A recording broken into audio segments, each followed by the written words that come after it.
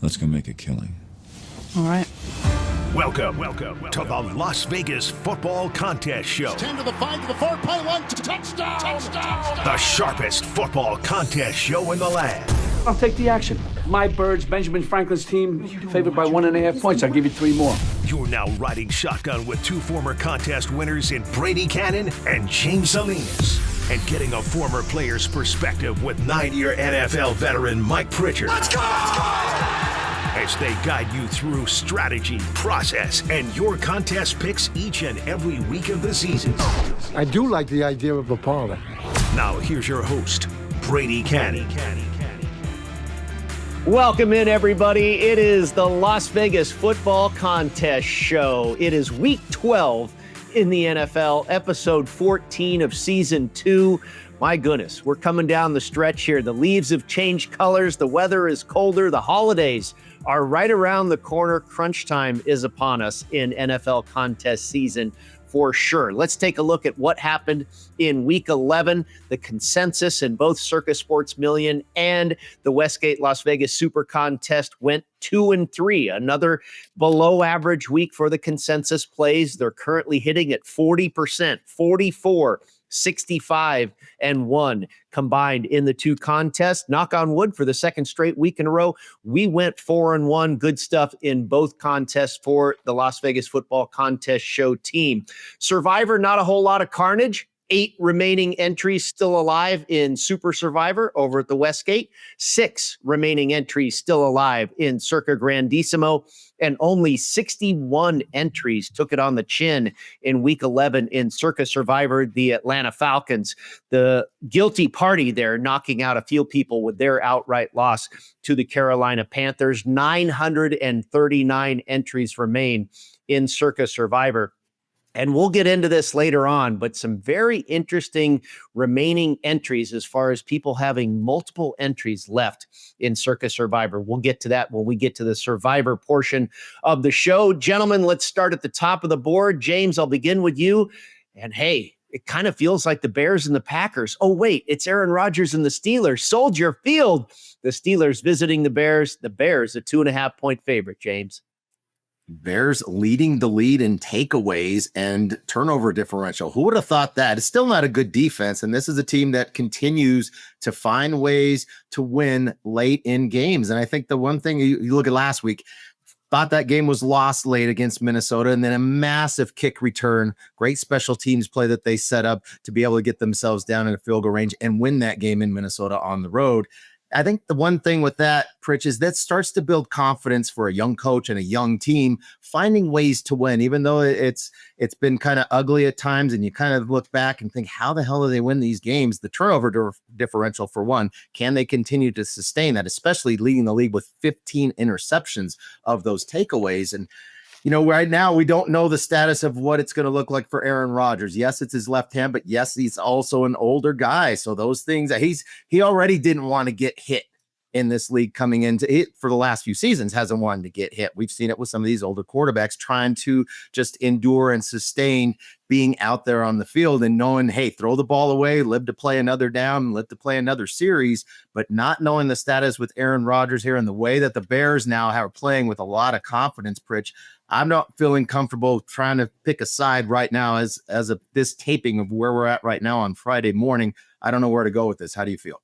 Well, you know, James and Brady, the Bears are interesting. Like you said, I mean, people are trying to understand how they're winning. I think the best way to understand it is that the league is just about a handful of plays. You know, coaches preach to us as players, just keep the game close. Let's not do anything to get out of the game. And then in the fourth quarter, we can win it. Right. I mean, think about that game they played against Cincinnati, that they won 47-42. I mean, you would have never thought that the Bears would score that many points, especially with Caleb and what's going on. But it shows you what they're capable of as a young team if they're disciplined and they're sound fundamentally. Like I call them a critical situation team, and that's a well-coached team when you know you're second in the league on third down as a defense. Now they do have some injuries that we have to keep an eye on, like you mentioned, James, and I think if this team was full speed or fully strength team in terms of injuries, I would side with the Bears, to be honest with you. Aaron Rodgers, I get it. And we like to think of yesteryear with Aaron. And then at this point, when his career is ending sooner than certainly he's going to stay in the league, he's going to try to play. I mean, they're going to put a brace on it. I played in the Orange Bowl in the national championship game with a broken hand. Just put a brace on it and I'll be okay as long as I don't need surgery, right? Because you're not going to miss games like that. And games are running out for Aaron Rodgers. So I expect him to play, but how effective he's going to be against the Bears, and then with the Bears and their moxie, and certainly how disciplined they are. I mean, this is going to be a tough game, I think, for the Steelers. But the injury concern on the Bears defense is a little bit heightened for me, Brady. And so therefore I can't recommend laying it at this point. Yeah, I don't have a great feel for this game. I'm probably with you guys that I lean towards the Bears. They continue to just pull rabbits out of their hat and win football games. And hey, hats off. And you guys talk about it. Ben Johnson, obviously a candidate for Coach of the Year, doing a heck of a job there. And I'm happy to see the success for he and Caleb Williams. They're a fun team to watch these days and atop the division in the NFC North. How about the AFC North, where the Jets are undefeated? Yes, they beat the Cleveland Browns and they have beaten the Cincinnati Bengals. They will try and make it 3 in a row when they take on the Baltimore Ravens in Baltimore. Baltimore laying a big number here, James. And one thing that jumped out to me, and I know you're aware of this as well, the scheduling spot is tough for Baltimore here. They come off of a game last week where they beat the Cleveland Browns. Next week, they stay in division with the Cincinnati Bengals. And of course, it's a short week with Thanksgiving.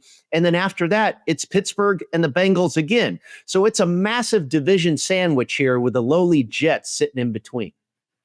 Not only coming off that really physical game against the Browns last week, but that was their third straight road game. So finally coming back home in that sense. But yeah, I mean, looking ahead and going to face Joe Burrow most likely on Thanksgiving. Might even see Joe Burrow coming this Sunday against the New England Patriots.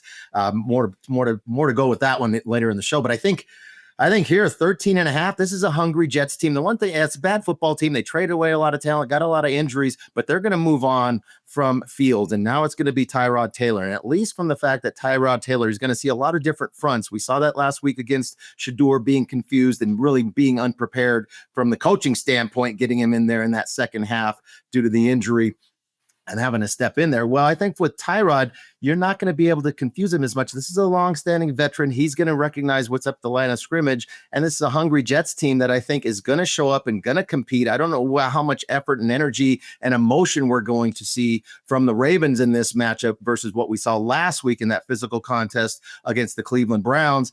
13.5, Pritch, way too many. I like the Jets. Yeah, there's a lot of points right there. And anything Tyrod would do is give the Jets a feeling that they can compete, right? Like, you don't have that feeling with Justin and his lack of confidence, Justin Fields and how he's playing. Tyrod, of course, everybody knows him. He's been in the league a long time, but he's disciplined and he'll go through reads and he'll make throws, key throws. And so, like you mentioned, from a hungry standpoint, this is a Jets team they're fighting for jobs. And I have to reiterate that there's only 32 teams and your jobs are limited out there. So if you feel like you want to coast through a game and then all of a sudden you're cut, good luck landing on another team. So yeah, I expect the Jets to fight Brady in this matchup. All right, when we come back, we talk Detroit Lions, where Jackson Dart has been ruled out. It'll be the Jameis Winston show for the second week in a row. We'll be back with more in just a moment on the Las Vegas Football Contest Show. When the football contest crew isn't busy dominating the field and making plays that leave opponents in the dust, they're doing something just as exciting. They're playing My Vegas Slots. It's a top-ranked, free-to-play mobile app that lets you earn valuable real-world rewards from amazing partners like MGM Grand, Bellagio, and Norwegian Cruise Line. You can score hotel stays, great meals, show tickets, and more just for playing. Download My Vegas Slots today from your favorite app store. And if you're anything like Brady, James, and Mike, we know you're going to love it. That's a winning play you won't want to miss.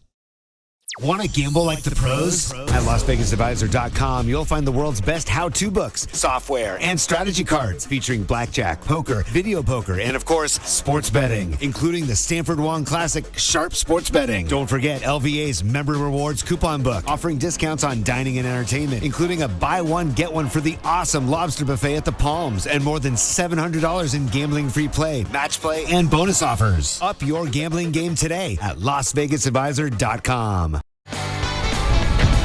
It is the Las Vegas Football Contest Show presented by our friends at Circa Sports and Westgate Las Vegas SuperBook. Brady, Kannon, James Salinas, and Mike Pritchard with you, diving through the Week 12 card. And we have gotten to the Detroit Lions, where they will be back home.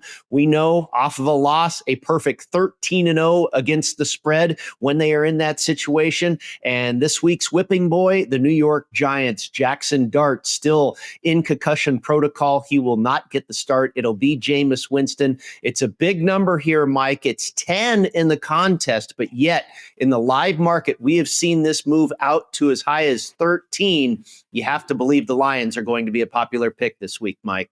I would imagine so. I mean, you do have Thanksgiving coming up too. So, here you go with these tough schedule points for these teams. Now it is the Giants, and the Giants are reeling right now. No coach, no head coach, and they're trying to figure it out once again. But how competitive will this game be? It's interesting that nobody's really talking about Campbell taking over play calling.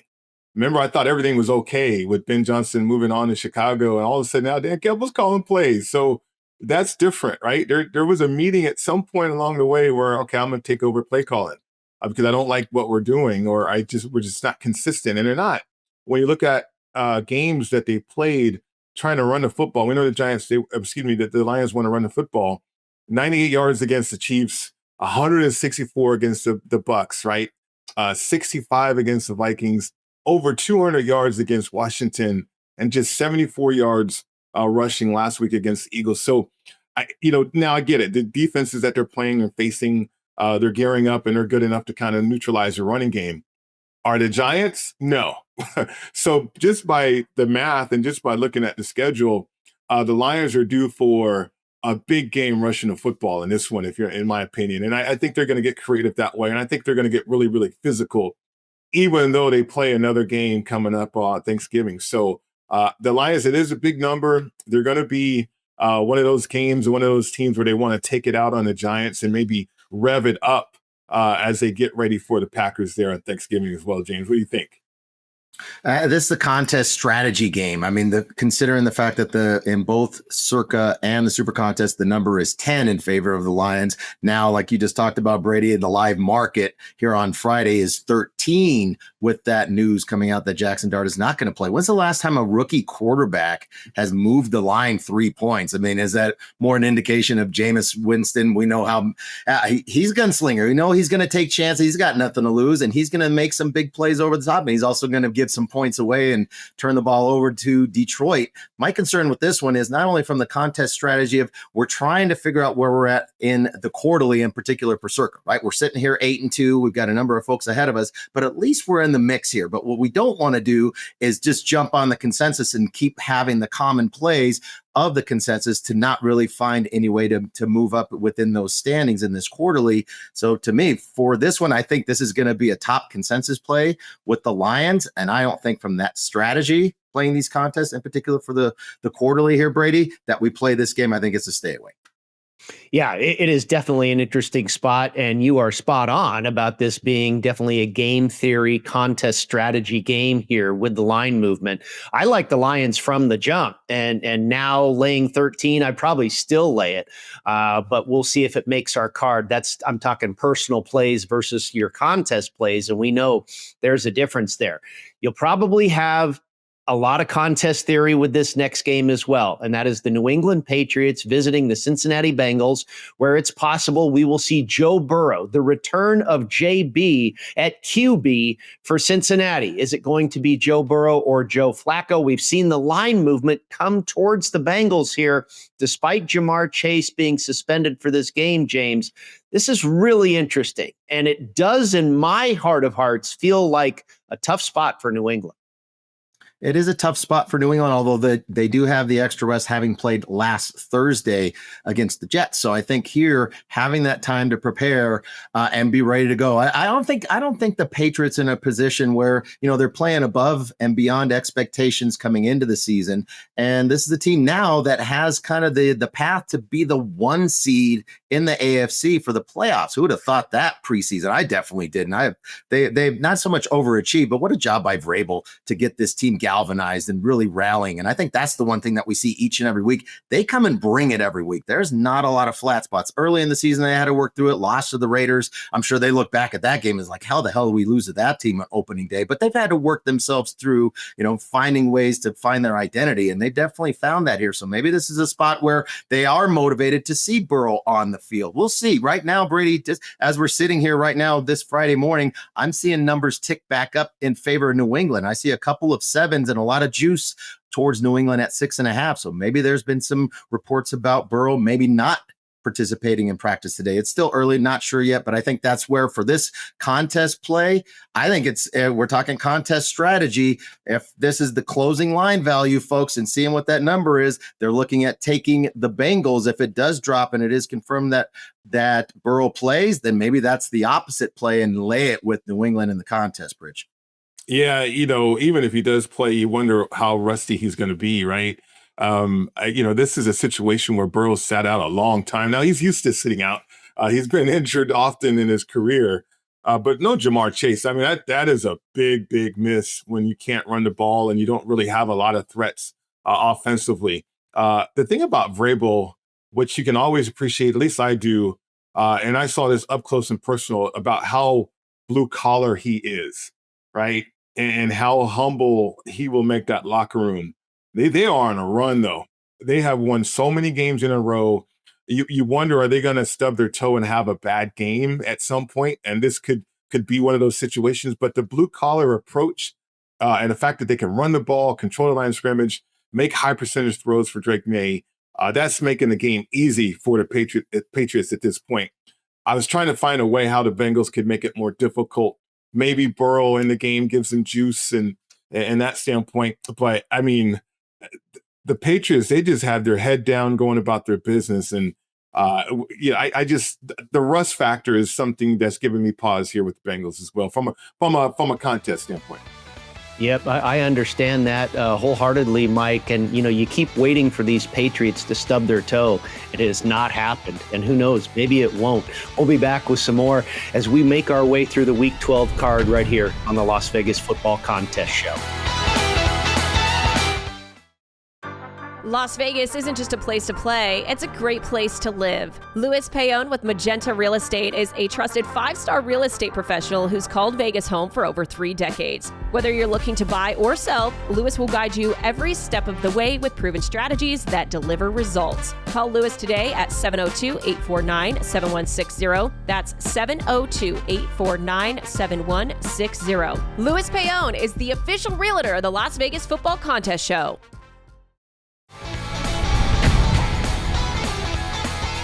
Welcome back, everybody. It is the Las Vegas Football Contest Show presented by Circa Sports and Westgate Las Vegas SuperBook. We have arrived in Nashville, where the Tennessee Titans, with just one win on the season, trying to see if they can slay the Seattle Seahawks, who are laying a huge number, a road favorite of 13 points, coming off of that loss, a tough loss to the division rival Los Angeles Rams. Mike, you were a Seahawk. Going on the road after a tough division loss, how do they perform here in Tennessee? Well, that division's tough. One thing, I mean, and I think that's what Seattle probably realized as you come back and you make all kind of mistakes in the football game, and yet it came down to a missed field goal, and you could have won the thing. So you actually don't feel too bad about it. I think you probably feel like you're going to be more competitive next time around, and but you got to keep yourself in position. I mean, this is a division to where you probably feel like, okay, we got to win this division. From a wild card standpoint, the NFC, that's a difficult proposition right there too. So McDonald's done a great job with one. The defense is underrated. I don't know why people don't understand this. Maybe they do because that number, but that number is probably more indicative of the Titans and the situation that they're going through. No direction at all from the Titans standpoint. I can go through stats, but why? I mean, they're a bad football team. Now, can Seattle cover this number? Or is it one of their games where let's get the win and let's get back to work, right? So I can't lay it. It's too many points, obviously. But I like what Seattle's doing. Darnold gets a lot of criticism, and rightly so. I mean, the guy's got to grow up, in my estimation. And so they got some more speed with the trade of a wide receiver from the Saints. But Smith and Jigba too is incredible, and a sound running game. There's a lot to like about Seattle, except this big number, James. I just can't get there with it. Yeah, it's a big number, and we talked about liking the Jets and that big number. This is a big number here with the Titans too, especially at home. But I don't like the Titans. The Titans are just, it's just been a struggle all season long offensively. So even if they get somewhere within, there's a potential backdoor cover. This is just not an offense that can make that happen. The only concern with me here with Seattle is kind of the scheduling spot. You look at the last 3 games. It's going to be the 3rd road game in 4 weeks. Second time they've had to go across country, and high leverage games. They played coming out of their bye a few weeks ago, that big Sunday night football game in Washington where they throttled the Commanders. Then they come back home and they play the Arizona Cardinals within division, and then a huge game and a really physical and emotional game last week, divisional loss against the Rams. And it is going to be an early start cross country again.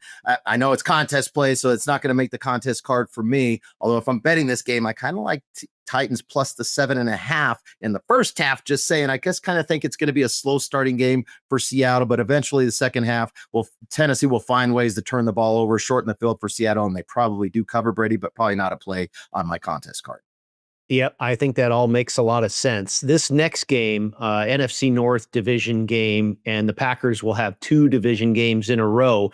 They'll host the Minnesota Vikings, and then they will visit the Detroit Lions on Thanksgiving. The Packers laying 6.5 to Minnesota in both contests. And Mike, it feels to me like the Vikings are the right side here. I think the Packers have been disappointing as of late. But I tell you, the more I see him, I think the more I don't trust J.J. McCarthy at quarterback for Minnesota. Yeah, but do you trust Jordan Love, though? I mean, this is a situation where I mean, McCarthy has a chance to get better. I'm afraid that Love might be it for him. He might be butting his head against the ceiling. And so if that's the case, where do the Packers go? I mean, Josh Jacobs, he's not a game breaker. He's steady between the tackles, the inside zone rushing guy, but he often gets banged up too, though, right? I think here's where the Packers, without Kraft, and they got some pups out there still at wide receiver, but the quarterback position, the guy throwing them the football is just highly inconsistent. Now McCarthy, he's young, and he's got O'Connell, who probably could settle him down if he could, but he's got a superstar in Justin Jefferson out there too.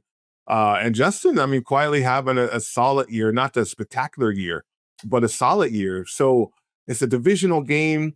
And I'm not going to suggest that, hey, let's go ahead and ride it out with the Vikings. But I do like the situation that they're catching this many points here against the Packers. I don't think weather's going to be a concern.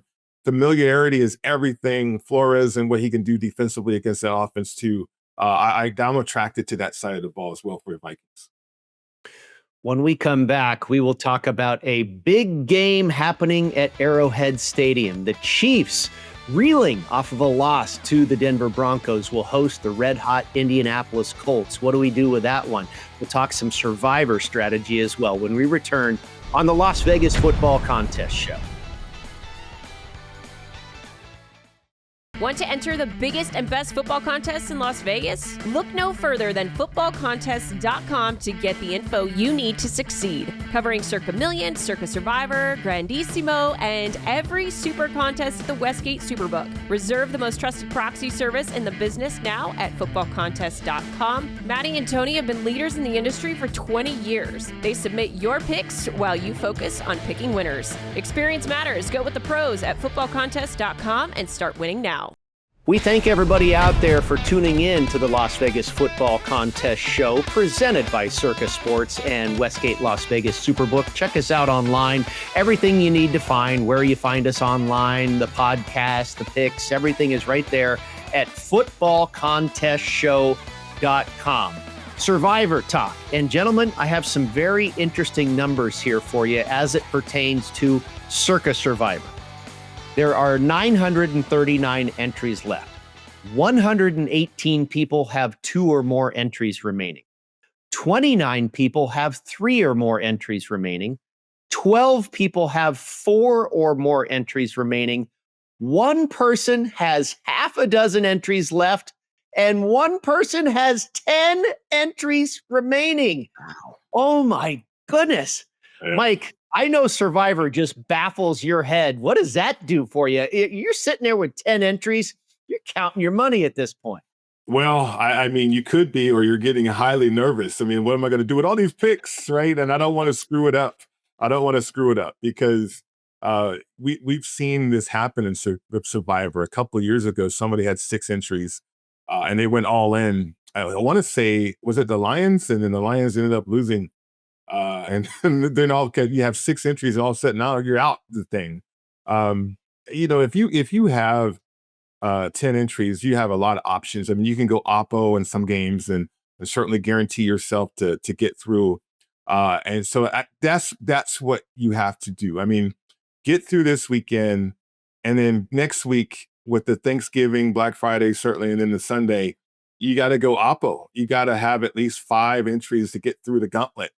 So you're in a good position from a strategy standpoint, as long as you've mapped it out and you can remain composed and not panicky like a Trevor Lawrence or something on the road. You got to stay composed and make sure that you're sound about your decisions. That's why I said this to Derek Stevens a long time ago. This Survivor thing is so much equal to the fact that it puts you on the field. And we armchair quarterback all the time, right? Well, here you go. And now you're the coach. Now you're the head coach. Now you got to make the play calls with these entries. So I guess difficult. And I think your head can play games with you as well. What I'm interested in, though, guys, is when you look at how many people have the Eagles and how many people still have the Ravens available. What are you going to do here?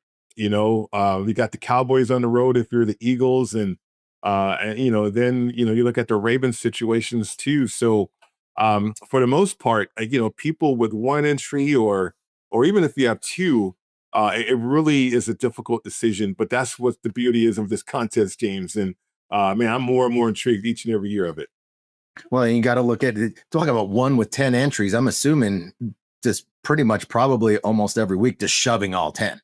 All in, and good for them. You're a very advantageous position, especially coming up with the holidays where you get to potentially just play both sides of a game because you have those teams. Probably something you got to really look at come Christmas time. That's going to be the challenge with those three games with the Christmas day and looking at those matchups. Not easy matchups, right? If you're looking that far ahead, you're talking Kansas City hosting Denver. We saw how that game went down last week with that. This will be the second go around. You got Dallas on the road to Washington and then Detroit on the road, divisional game at Minnesota. Not easy games to pick there. So have to strategize that far ahead right now. Right now, to me, you look at Detroit here. Yes, you've got the favorable matchup against the Giants, and for the Lions, I don't know if this is the best spot you're going to get them, even though they are playing Thanksgiving and Christmas. They host Dallas afterwards, and they're on the road at the Rams. They host Pittsburgh at Minnesota on Christmas, and then finish up at Chicago. I mean, if this is it and you have the Lions, this is the best spot to take right now with Detroit, Brady. I got to believe when we are this late in the season, it is so much about availability. Mike, a couple of other big favorites on this card are at the bottom of the board here. One on Monday night, one on Sunday night. Out of the NFC West, the Rams laying 6.5 or 7 to the Buccaneers. The 49ers laying 7 to the Carolina Panthers. Do those tickle your fancy as far as a Survivor choice? I mean, not a lot of things tickle my fancy there, Brady, but especially when it comes to football. But the 49ers are interesting because they got through the injury situation, but are they improving? I think offensively they are. Defensively, not so much. I think they've run out of players on that side of the ball. But offensively, I mean, they could be as good as anybody in the league, really, now to get the quarterback back and Kittle. With the Rams, they just had 2 humongous games inside their division. And here comes Tampa, a feisty Tampa. I think Tampa is kind of reeling a little bit, and they're running out of players. Their roster is not as deep as the Rams, but I wonder, could there be a letdown, right? And after those 2 humongous games that they just had within the division, but it's the NFC. And you have to hold serve. If you want home field advantage, if you want that easier path to the playoffs, you certainly have to improve your overall record. So, the Rams could be one of those teams, if you have that availability there. But that one is you're going to sweat. Make sure you have some friends next to you. Make sure you have some beverages to help you out if you need it. But that's one of those games to me that could be a high degree of sweat in that matchup against Tampa. James, I wonder. Go ahead. No, I've been thinking about the Tampa game. That, and we'll get to that from an ATS perspective, I think, here soon enough. But the scheduling spot, I think, is really difficult for the Rams, just from an emotional standpoint of what they went through the last couple of weeks, to your point, Pritch, of divisional games. And San Francisco, yes, weathering the storm with all those injuries. Defense, those guys aren't coming back. Big losses defensively with Bosa and Warner. We know, and it's going to be a lot of shootouts. But now this offense is fully healthy, Purdy back in the midst. Hugh and Mac Jones was very serviceable to get them through that stretch with those injuries. But I wouldn't want to play San Francisco. I'd want to keep them for Survivor in pocket. They have a bye in 2 weeks, and then they come out of the bye against the Titans. So kind of a double bye that way, and an ability to be able to move forward in the NFC. That would not be the spot I'd want to play San Francisco, Brady, this week on Monday night. Yeah, and I was going to ask you, who do you go with? Okay, and let's throw availability out the window. We don't know what every team has left. Who would you play given the holidays coming up? The Lions, the Packers, the Cowboys, the Chiefs, all of these teams are involved not only in Thanksgiving, but Christmas as well. Does that put you on the Seahawks, James, if you're in Survivor this week? Potentially. I think you've still got another spot where with Survivor, they're going to be playing Seattle's road games again, playing at Atlanta and at Carolina. Now, Carolina, week 17, is going to be fighting for the playoffs still. They're right there in the mix. Atlanta, I think we saw that team's finished. We'll get to them when it comes to the same. Maybe it's the Saints, because I think Atlanta loses this week. That team is completely fractured. But yeah, if you're playing the Seahawks, this is probably your best spot. Tennessee just cannot score the football. So that would be the spot, depending on if you have them in pocket. A couple other spots, like I said, with Seattle, but I just don't like these long trips back, almost 3 out of 4 weeks again on the road for Seattle. Just win the game in Survivor, probably, Pritch. That's your old team with the Seahawks. So that's where we go. To me, it's still the Lions. It's the best spot to take the Lions this week, especially with the gauntlet that they have coming up. I like Detroit. Yeah, I was going to agree with that. I want to avoid the Lions on Thanksgiving. I would do it now. And then certainly have other options for Thanksgiving and even Christmas for that and for that regard. So this one at home against the Giants seems doable to me from a Survivor standpoint. I think a very interesting week in Survivor. Maybe not a lot of carnage, but who's going to be the most popular play? I don't know who has what available. Very interesting week 12 from a Survivor standpoint. We get back to the Against the Spread talk on the other side of the Las Vegas Football Contest Show. Looking for your next ultimate golf experience? Discover Valley High Golf Club, a tropical paradise on the Las Vegas Strip, featuring lush greenery, water features, Balinese tropical plants, white sand, and black volcanic rock, creating an enchanting atmosphere. Valley High creates a memorable golf experience for a typical foursome, a group celebrating a bachelor or bachelorette party, or your next corporate outing. It's award-winning golf on the Strip, Vegas style. Book your ultimate golf experience now at valleyhighgolfclub.com.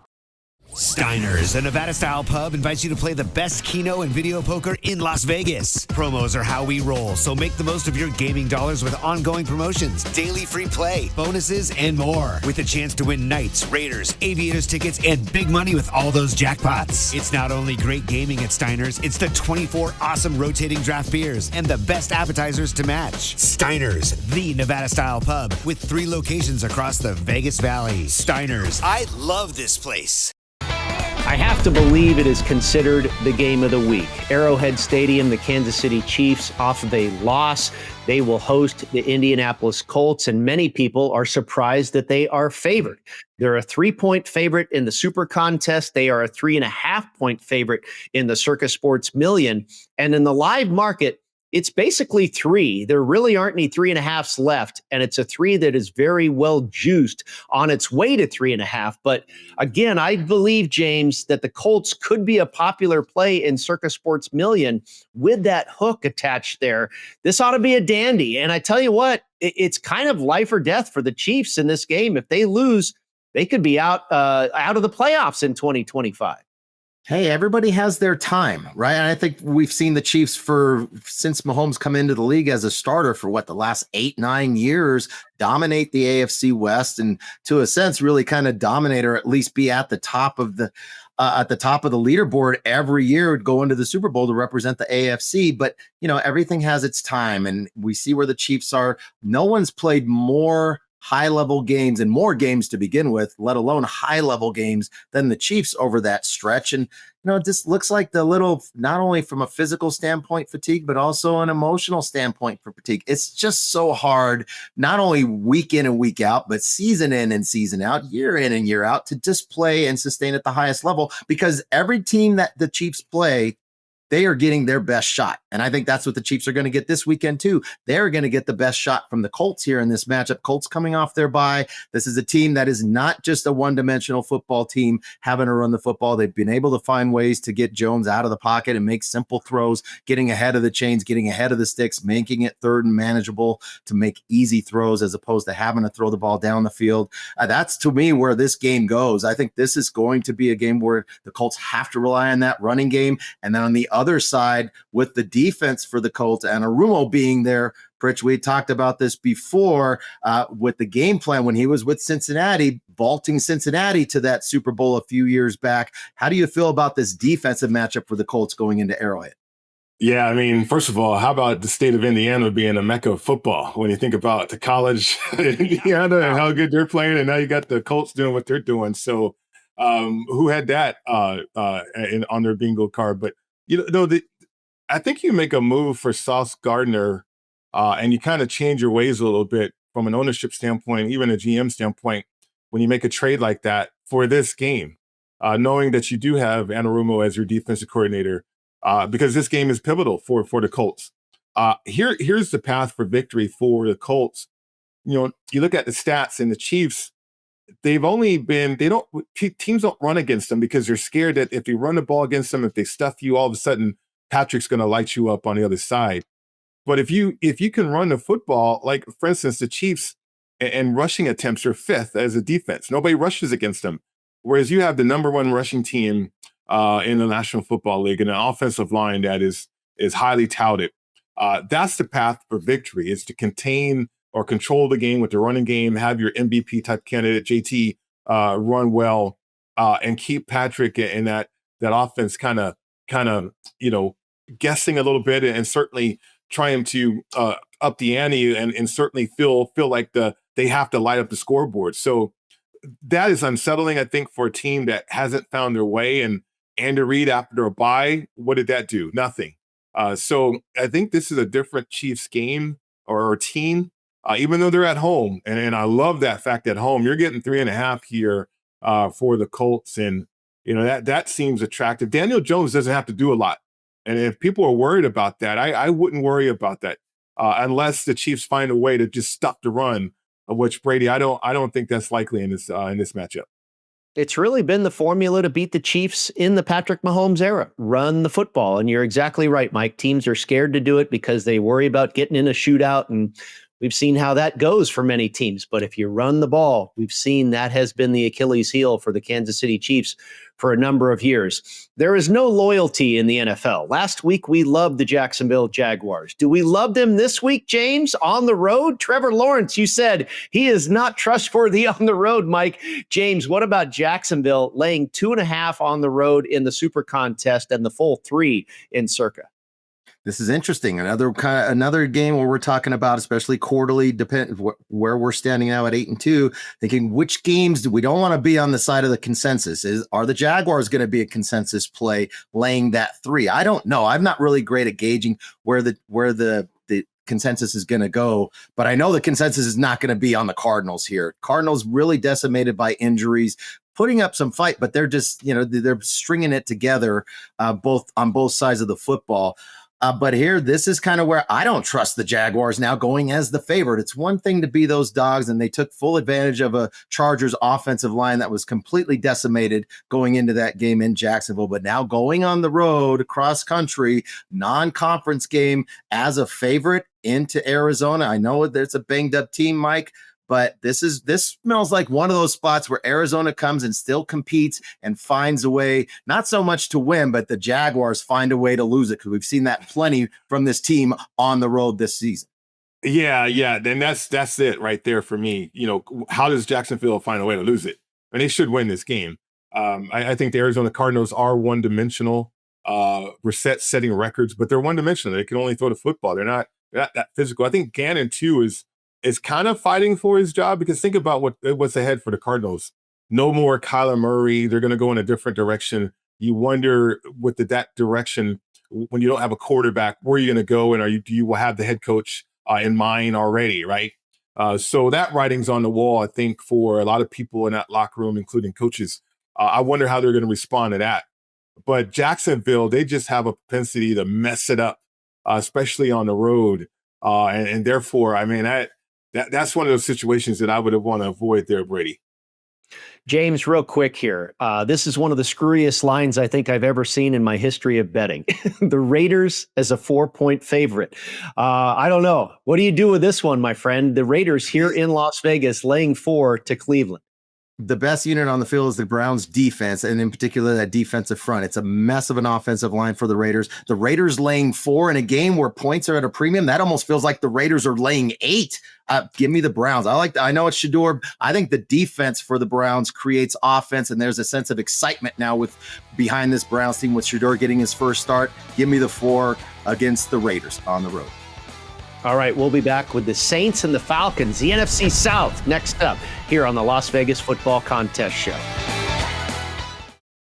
San Diego is home to Wolfpack Hospitality Restaurants, located in beautiful La Jolla. Stop by Cove House, Shore Rider, and Dough Mama Pizzeria on your next trip. Visit Cove House, a top 100 brunch in California, or Shore Rider, serving up margaritas, fish tacos, and a vibe that will make you feel like a regular in no time. For a slice of New York-style pizza with a California twist, it's Dough Mama Pizzeria, where the wings and pizza draw compliments from around the world. Go to wolfpackhospitality.com, and we will look forward to seeing you at Cove House, Shore Rider, and Dough Mama Pizzeria.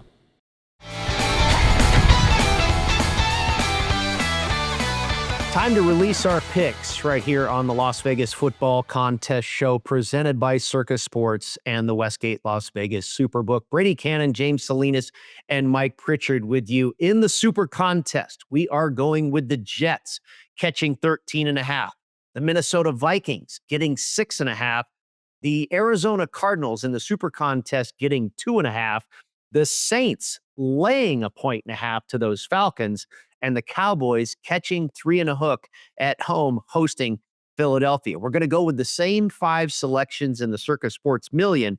The Cardinals getting the full 3 points, hosting the Jaguars. The Saints laying 2.5, still under a field goal at home, favored over Atlanta, and the same number for the Cowboys, the Jets, and the Vikings at 13.5, 6.5, and 3.5 for Dallas. Mike, there's a couple of games on our card that we didn't analyze yet.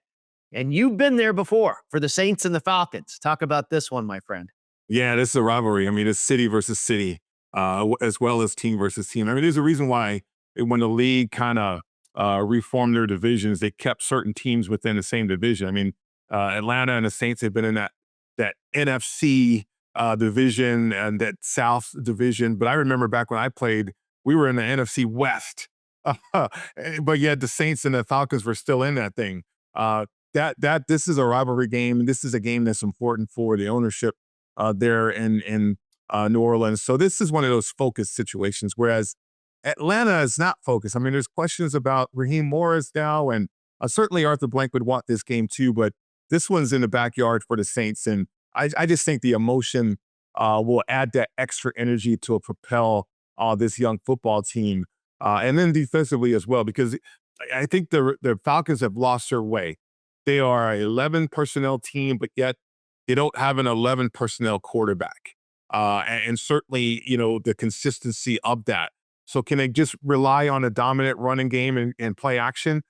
It's not within their makeup to do that. And so therefore, I think you can see some mistakes out there, and the Saints able to capitalize on that. This game has just means so much that I do believe that the Saints are going to be up for it, and we'll see what the Falcons can do to respond. So, James, I like that situation. I hate being on the other side of my team in this game, but we're talking about a contest here, so I don't mind siding with the Saints in this matchup.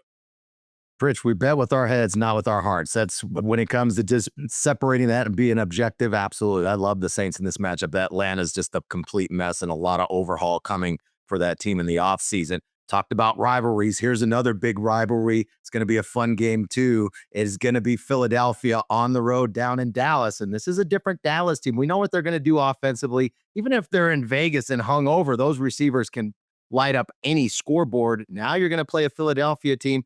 There is an issue on that defensive side. The pass rush is tremendous. They're great against the run, but the issue is going to be on those corners. So it's going to be a tough matchup here for the Philadelphia Eagles defense on the outside. And on the other side, we know that Dallas defensively has been terrible for so long.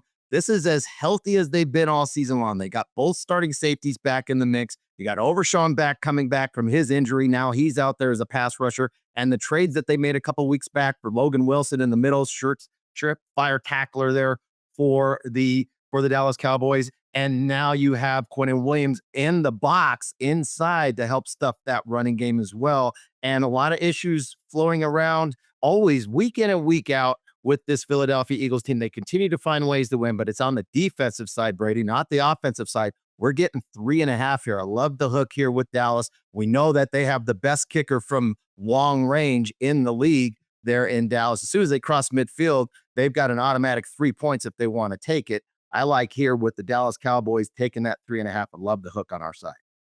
Yeah, same season revenge. I think Dallas, certainly wants to avenge that loss the first game of the season. They only lost by 4 points to Philadelphia. I thought they were very impressive in that loss, and it looks like they're maybe catching their stride here. And I got to give credit to Brian Schottenheimer. I think he's done a really good job. And like you allude to, James, I think that defense is getting a little bit better every week. Real quick, we just touched briefly on the Sunday night and the Monday night games. I don't like the Bucs. I'm not sure if they're the same Bucs that we saw to the start of the year. Tough situation for the Rams with a couple division games in a row. And then Monday night, James, this Niners game looks like it could be headed to 7.5.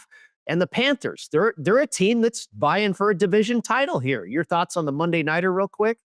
I like San Francisco. This offense has gotten healthy. I know the defensive injuries there, but I don't think this is a game where the Panthers can match up scoring. They'll be hanging around for a while, but I think that's where all of a sudden you're going to see in that second half, oh, there's a blitz, there's a hit, there goes the turnover from Bryce Young we're expecting, and it kind of rolls away from the Carolina Panthers. I like the Niners on Monday night. That is going to do it for the Las Vegas Football Contest show in Week 12. We'll see you back here next time for Thanksgiving week. Thanks for tuning in to the Las Vegas Football Contest Show. Don't you just love football? God, what a fun sport. Subscribe today on YouTube, Spotify, and Apple Podcasts to receive weekly alerts as soon as the show's available. Good luck with your contest selections. Pay that man his money. And we'll talk to you next week.